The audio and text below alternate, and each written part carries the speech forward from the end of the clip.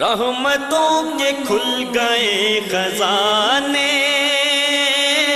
مغفرت کے مل گئے بہانے،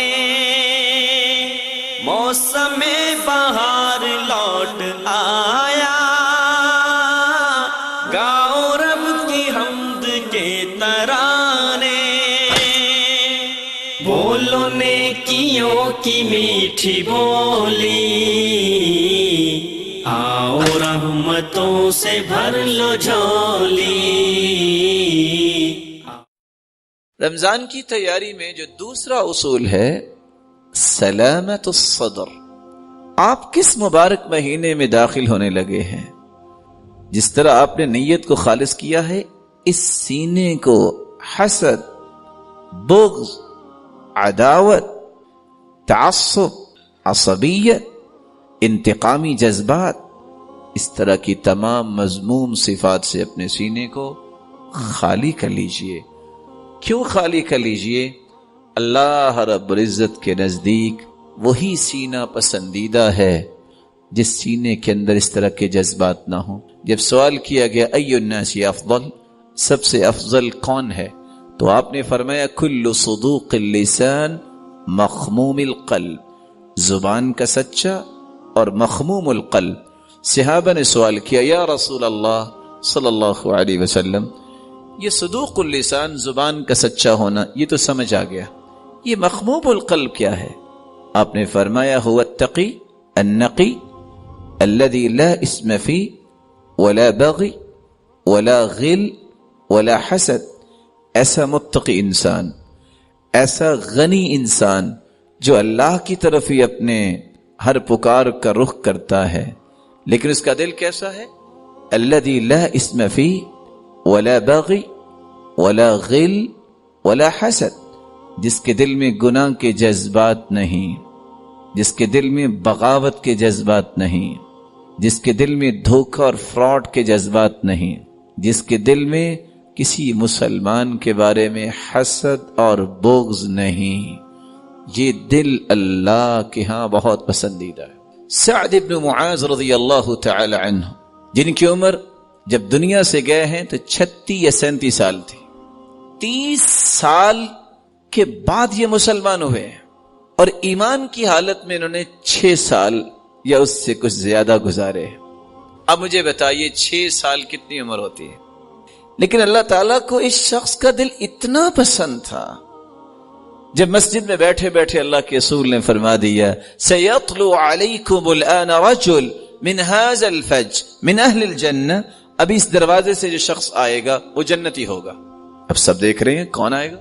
فَإِذَا هُوَ سَعد، کیا دیکھا؟ سعد رضی اللہ تعالیٰ عنہ آئے، جنہوں نے بائیں ہاتھ میں جوتی پکڑی ہے اور دائیں ہاتھ میں کونٹھی پکڑی ہوئی ہے، وَتَقْطُرُ لِحْيَتُهُ مَاءً، اور ان کی داڑھی مبارک سے پانی کے قطرات گر رہے ہیں۔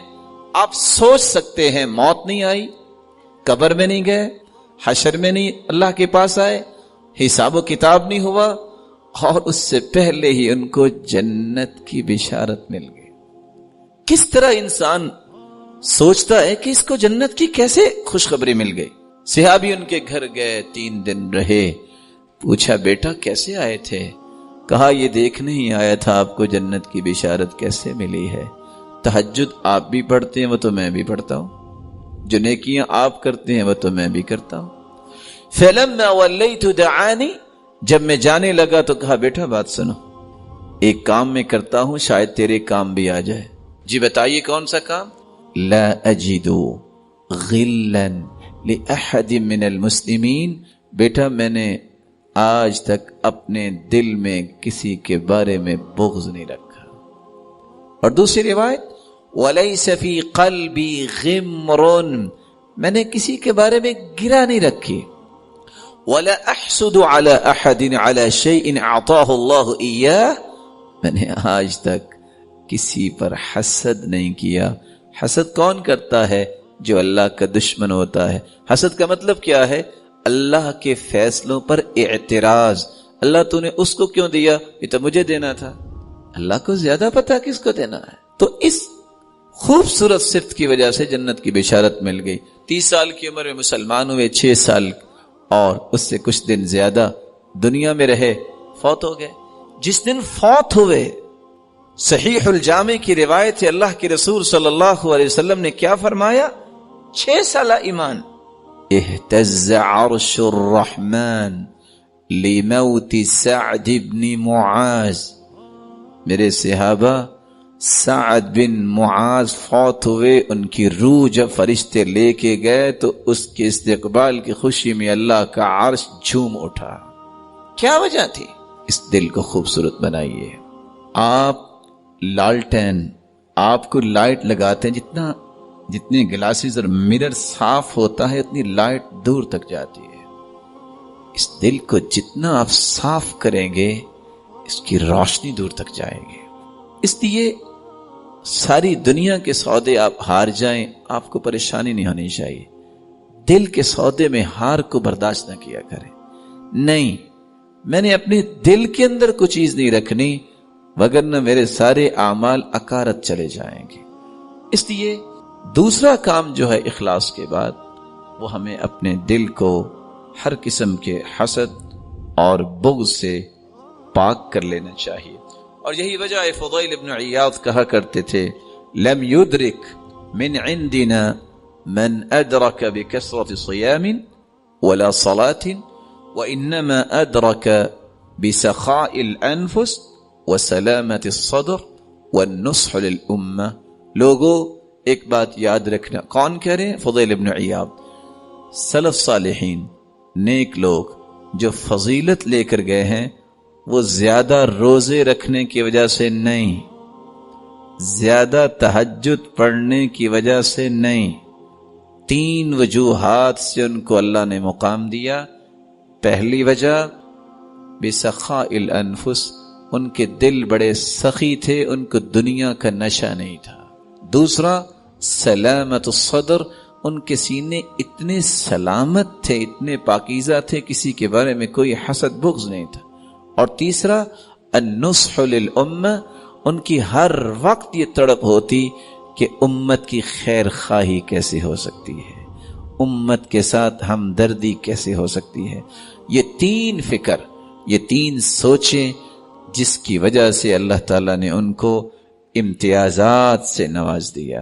اور اسی بات کو سفیان بن دینار کہا کرتے تھے، قلت لأبی بشر اخبرنی عن اعمال من کان قبلنا، میں نے ابو بشر سے کہا پہلے لوگوں کے اعمال کے بارے میں کچھ بتائیے۔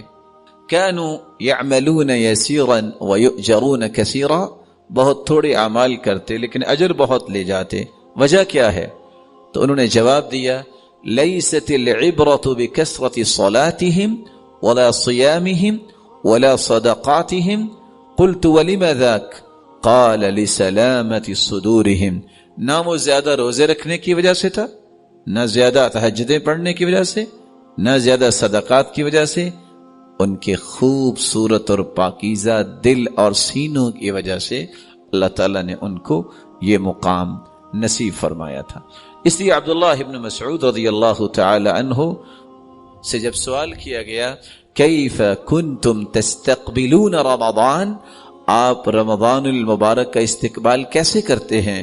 تو انہوں نے کہا کان احدنا یجرأ على استقبال الہلال وفی قلبه ذرۃ حقد علی اخی، کوئی شخص بھی ہم میں سے استقبال جب کرتا رمضان کا، چاند کو دیکھنے سے پہلے اس کے دل میں ایک رائی کے برابر بھی کسی کے بارے میں حسد اور بغض نہیں ہوتا تھا۔